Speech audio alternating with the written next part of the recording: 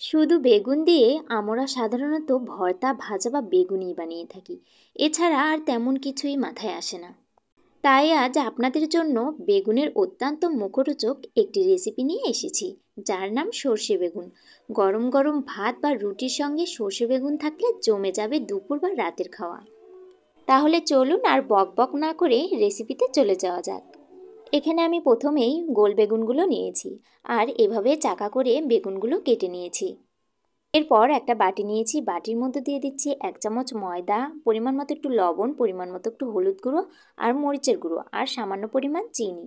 এরপর সবগুলো উপকরণ খুব ভালোভাবে মিশিয়ে নেব। এরপর কেটে রাখা বেগুনের ওপর এগুলো ছড়িয়ে দেব। ছড়ানো হয়ে গেলে খুব ভালোভাবে মাখিয়ে নেব। বেগুনগুলো অবশ্যই খুব ভালোভাবে মাখিয়ে নিতে হবে, তাহলে ভালো হবে। সবগুলো বেগুন আমার মাখানো হয়ে গেছে। এরপর আমি চুলায় একটা কড়াই বসিয়ে দিয়েছি। কড়াইয়ের মধ্যে দিয়ে দিচ্ছি কিছুটা সরিষার তেল। আর অবশ্যই রান্নাটা সরিষার তেলে করতে হবে। এরপর বেগুনগুলো আমি তেলের মধ্যে ছেড়ে দিচ্ছি।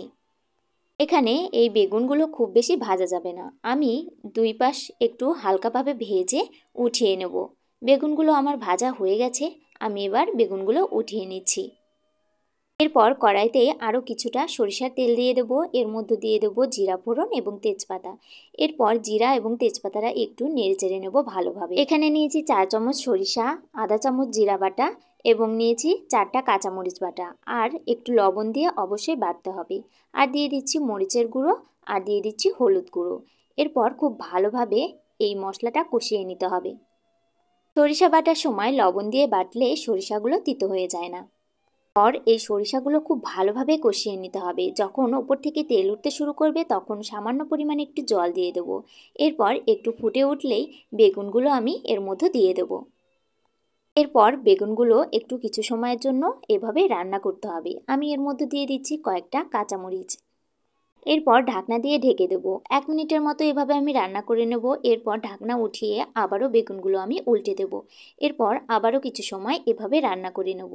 আর যখন সর্ষে বেগুনগুলো হয়ে আসবে তখন আমি এখানে 1 চামচ চিনি দিয়ে দেবো আর দিয়ে দিচ্ছি কিছুটা ধনিয়া পাতা কুচি।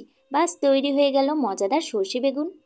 এইভাবে সর্ষে বেগুন রান্না করলে গরম ভাতের সাথে একবার খেলে খেতে চাইবেন বারবার। সর্ষে বেগুনের এই রেসিপিটা যদি আপনাদের কাছে ভালো লেগে থাকে তাহলে অবশ্যই লাইক, কমেন্ট, শেয়ার করে পাশে থাকবেন। ধন্যবাদ।